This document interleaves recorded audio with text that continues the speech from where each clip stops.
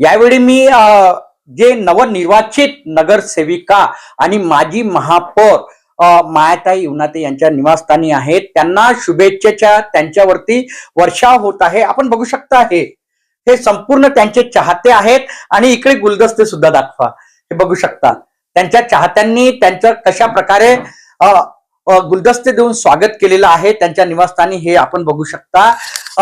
मायाताई उनाते ज्यावेळी महापौर होत्या त्यावेळी सर्वांगीण विकास या नागपूर शहराचा त्यांनी केलेला होता आणि आता पुन्हा भारतीय जनता पक्षाने त्यांच्यावरती विश्वास ठेवला, त्यांना उमेदवारी दिली आणि प्रचंड बहुमताने ते निवडून आल्यात. ताई, तुमचं खूप खूप स्वागत आणि अभिनंदन. धन्यवाद. सर्वप्रथम तुम्ही माझ्या प्रभागाच्या जनतेच्या देवतुल्य जनता माझी, त्यांनी माझ्यावर विश्वास ठेवली आणि भरभरून मत केलं. नक्कीच त्यांना हे विश्वास आहे माझ्यावर की मायाताईला निवडून दिल्यावर आमच्या प्रभागाच्या आमच्या ज्या काही समस्या आहे मायाताई करेल, हा विश्वासाने जनतेने मला मतदान केलेलं आहे आणि त्यांच्या विश्वासावर मी 5 वर्ष खरं उतरण्याचा मी प्रयत्न करेल.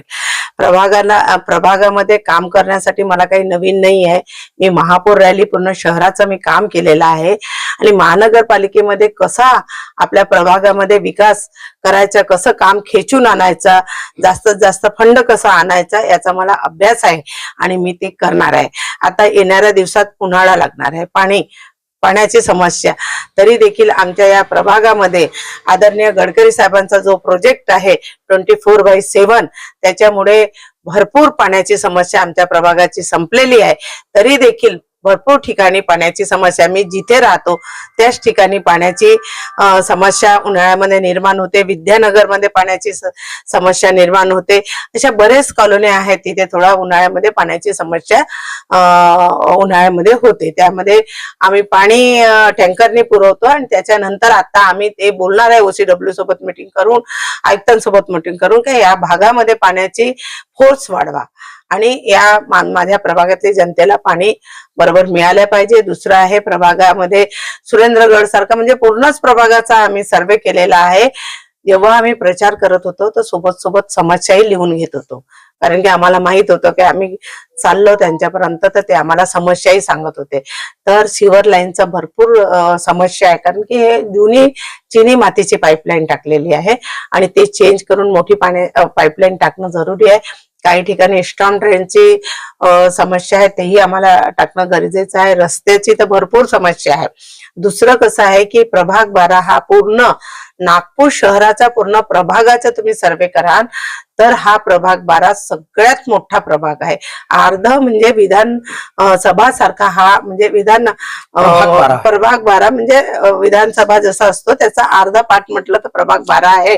कारण की या भागामध्ये नवीन नवीन सोसायट्या तयार होत आहे, नवीन नवीन कॉलोन्या तयार होत आहे आणि नवीन वसाहत तयार होत आहे. म्हणून इकडे वसाहत तयार झालं का इकडे लोकांना डेव्हलपमेंट पाहिजे, रस्ते पाहिजे. तिथं सगळं माणूस जेव्हा राहायला येतो त्याला सुख सुविधा हे सर्व गोष्टीचे, पाण्यापासून तर सर्व गोष्टीची सोय असणं गरजेचं आहे. आणि त्यामुळे कसं इथे भरपूर काम करावं लागेल आणि मला तर फार आनंद आहे की माझ्या प्रभागाच्या जनतेने आम्ही 4ही नगरसेवकांना निवडून दिलेले आहे आणि 4ही नगरसेवक हे काम करणारे लोक आहेत आणि माजी नगरसेवक राहिलेले आहेत, त्यांना महानगरपालिकेचा अभ्यास आहे. त्याच्यामुळे प्रभागामध्ये विकास करण्याकरिता आम्हाला भरपूर त्यांचा सहयोग मिळेल. 4ही मिळून आम्ही प्रभागाचे काम करू. पाण्याची समस्या भरपूर आहे म्हणाले तुम्ही, ड्रेनेज लाईन समस्या आहे, पुन्हा गटारीची समस्या आहे आणि तुम्ही ज्यावेळी मतदारांच्या दारापर्यंत जात होते आणि तुम्ही ते समस्या लिहून घेत होते असं तुम्ही सांगितलेलं आहे. 5 वर्षाच्या कार्यकाळामध्ये हे पूर्ण करणार तुम्ही? हो, 5 वर्षाच्या कार्यकाळामध्ये आम्ही पूर्ण करण्याचा प्रयत्न करू. आदरणीय मुख्यमंत्री साहेबांकडनं फंड घेऊन येऊ, आदरणीय गडकरी साहेबांकडनं फंड घेऊन येऊ, पालकमंत्री साहेबांकडनं. तुम्हाला माहित आहे की आमची सरकार आहे आणि महानगरपालिकेत आमचं महापौर बनत आहे, तर हे सगळ्यांचं आम्ही त्यांचा सहयोग घेऊन आमच्या प्रभागामध्ये जास्तीत जास्त काम करण्याचा प्रयत्न करू. मायाताई उनाते जे आहेत ते माजी महापौर आहेत आणि प्रभाग 12 मध्ये पुन्हा त्यांच्यावरती भारतीय जनता पक्षाने विश्वास ठेवला आणि त्यांना उमेदवारी दिली. प्रचंड बहुमताने त्या निवडून आलेल्या आहेत. अजूनही काही त्यांचे समर्थक आहेत त्यांना शुभेच्छा देण्यासाठी त्यांच्या निवासस्थानी पोहोचलेले. आपण त्यांच्याकडूनही जाणून घेऊ. मायाताई उनाते या सुरुवातीपासून जनतेमध्ये कार्यरत राहिलेले आहेत. मधल्या काळामध्ये प्रशासक असताना सुद्धा त्या दिवस रात्र लोकांच्या समस्या काय आहेत काय नाही आहेत याची सर्व जाण त्यांना पहिल्यापासून होती आणि ते रात्रंदिवस त्यांनी ती मेहनत घेतली. त्याचाच हा एक परिणाम आहे की त्या भरघोस मतांनी आज जिंकून आला. तुम्हाला काय अपेक्षा आहे आता? अपेक्षा तर आता भरपूर आहेत, पण त्या सर्व अपेक्षांना खऱ्या उतरतील हा मला विश्वास आहे. तुम्ही काय सांगाल? मी हे सांगेल की मी महादेव पगाडे इथे अगदी बाजूलाच राहतो आकारनगरमध्ये. मला एवढंच म्हणायचं आहे की प्रशासकाच्या कार्यकालामध्ये मायाताईकडे कोणतेही अधिकार नसताना सुद्धा त्या एवढ्या शेवटच्या टोकापर्यंत त्या झटल्या आणि काही कामामध्ये मी सुद्धा त्यांच्यासोबतच होतो. आम्हाला त्यांच्याकडनं भरपूर काही अपेक्षा आहेत आणि त्या खऱ्या उतरतील हीच सदिच्छा आहे. तुम्ही काय सांगाल काही संदर्भात? अच्छा, असं आहे की मायाताई या गोरगरिबांच्या नेत्या आहेत. सर्वांच्या घरात जाऊन झोपडपट्ट्यामध्ये वस्त्यामध्ये जाऊन त्या काम करतात. त्याच्यामुळे त्या लोकांना आणि आम्हाला कधी मोठ्या नेत्या वाटत नाही, घरच्याच एक व्यक्ती वाटतात. त्याच्यामुळे आपल्या घरचीच व्यक्ती पुन्हा निवडून आली, आपल्या घरच्याच माणसाकडे आपण पुन्हा जाऊ आणि ते आपल्या समस्या पूर्ण करतील असा विश्वास आम्हा सर्वांमध्ये आहे. आम्ही अनेक वर्षापासून त्यांचं कार्य पाहिलेलं आहे. त्याच्यामुळे त्या निवडून येणार हे सर्वांना माहित होतं आणि त्यांच्या नेतृत्वात या प्रभागामध्ये चारही जण हे त्यांच्या नेतृत्वामुळे आणि त्यांच्या कामांमुळे त्यांच्या लोकांमध्ये जो संपर्क आहे, जे काम आहे, त्याच्यामुळे चारही जण बहुमताने निवडून आले. त्यामुळे मायाताईंबद्दल निश्चित सर्वांमध्ये आपुलकी आहे. मायाताई या आपल्याच प्रत्येकाला वाटतात. कोणालाही असं विचारून घ्या, कोणालाही मायाताई वेगळ्या किंवा दूरच्या अशा वाटत नाहीत. आपल्या घरची व्यक्ती आहे मायाताई, सर्वसामान्यांना न्याय देणारी आणि आपल्या समस्या आपण केव्हाही त्यांच्या घरी घेऊन जाऊ शकतो. त्यांचे दार 24 तास लोकांकरता उघडे असतात. त्या टेलिफोनवर देखील पूर्ण वेळ अवेलेबल असतात आणि जनतेच्या संपर्कात राहणाऱ्या सर्वसामान्यांच्या नेत्या म्हणून मायाताई या भागात ओळखल्या जातात. तुम्ही सर्वसामान्यांच्या नेत्या आहात आणि तुम्हाला भरगच्च मतांनी आता या प्रभाग 12 मतदारांनी निवडून दिलेले आहात. काय आभार मानाल तुम्ही? मी माझ्या प्रभागाच्या सर्व जनतेचा मी आभार मानते.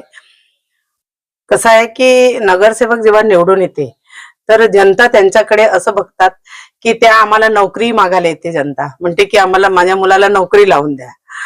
मला कोणत्या हॉस्पिटलचं काम राहिलं तर ते बोलतील की हॉस्पिटलमध्ये ऍडमिट करायचे आहे, तुम्ही आम्हाला सपोर्ट करा.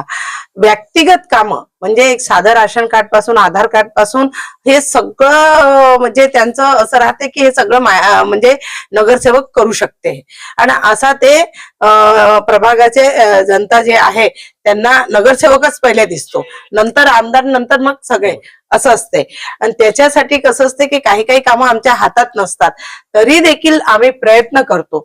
जसं बरेच लोकांचं कसं हॉस्पिटलचं काम पडलं, आदरणीय गडकरी साहेबांकडे घेऊन जाऊन त्यांनी काही लोकांचं हार्टचं ऑपरेशन केलेलं आहे. माननीय मुख्यमंत्री सहायता निधीमधून माननीय मुख्यमंत्री देवेंद्रजींकडे नेऊन काही लोकांना त्यांना सहायता निधीमधून आम्ही मदत केलेली आहे. राशन कार्ड त्यांना दिलेलं आहे. म्हणजे इतके कामं केलेले आहे की व्यक्तिगतही कामं आम्ही लोकांचे करतो. एवढंच नाही का त्यांच्या आजूबाजूचे भांडणं आम्ही सोडतो. त्यांच्या घरचे 3.5 वर्ष प्रशासनाचं म्हणजे महानगरपालिकेमध्ये प्रशासन असताना सुद्धा तुम्ही एका नगरसेवकासारखं काम केलेलं आहात. जनतेला वाटलंच नाही की आम्ही नगरसेवक नाही आहोत. येऊन त्यांच्या घरासमोरचं चेंबर तुटलं तर जनता येऊन आम्हाला शिवा देऊन जात होती, काय जेव्हा तुम्ही पाहून राहिले, हा माझ्या घरासमोरचा चेंबर फुटलाय, माझ्या इथं गटर लाईन पूर्ण तुटली आहे. त्यांना वाटलंच नाही की आम्ही नगरसेवक नाहीये आणि आम्ही त्यांना सांगितलं नाही की आम्ही आता सध्या आमच्या हातात काही समाधान करत होतो. आम्ही त्यांचा समाधान करत होतो. त्यांच्याकडनं पूर्ण लिहून आम्ही समस्या घेऊन जात होतो. प्रशासनाकडून सोडवण्याचा पूर्ण प्रयत्न करतो आणि ते केला. त्याचाच परिणाम आहे की आज आम्ही इथे उभा आहोत पुन्हा. आता या उन्हाळ्यामध्ये पाण्याचा त्रास होणार नाही का? नाही, आम्ही प्रयत्न करू का पाण्याचा त्रास झाला नाही पाहिजे आणि झालं तर आम्ही ते सोडवण्याचा प्रयत्न करू. आणि तसं तुम्हाला माहित आहे की महानगरपालिकेमध्ये आता कधी कोणते मोर्चे येतात, नाहीतर मी महापौर होती तेव्हा प्रशासन, तेव्हा महाराष्ट्रात गव्हर्नमेंट कोणाचं होतं? काँग्रेसचं होतं. आणि त्याच्यानंतर तेव्हापर्यंत किती मोर्चे याचे पाण्याचे. आता दिसतात का महानगरपालिकेमध्ये कोणी म्हणते ना कोणी घडा फोडत ना काही हे करत, असं झालंय. निश्चितच तुम्हाला खूप खूप शुभेच्छा मायाताई. प्रभाग क्रमांक 12 इथून 4ही जे नगरसेवक म्हणून निवडून आलेले आहेत भारतीय जनता पक्षाचे नगरसेवक म्हणून निवडून आलेले आहेत. मायाताई युवनाते या महापौर होत्या नागपूर महानगरपालिकेच्या आणि त्यांनी सर्वांगीण विकास या नागपूर शहराचा केलेला आहे. मुख्यमंत्री देवेंद्र फडणवीस असो किंवा नितीन गडकरी असो यांच्याकडून निधी खेचून आणून त्यांनी या नागपूर शहराचा सर्वांगीण विकास महापौर असताना त्यांनी केलेला आहे आणि प्रभाग 12चा सुद्धा ते अशाच प्रकारे विकास करणार आहेत. इथे मुख्य समस्या आहे पाण्याची समस्या म्हणजे सोडवण्याच्या ते प्रयत्न करणार आहेत. आपण बघत राहा IBM TV 9 news, mission Maharashtra news. आमच्या चॅनलला लाईक करा, सबस्क्राईब करा, आयकॉन बेल बटन मात्र दाबण्यास विसरू नका. धन्यवाद, नमस्कार.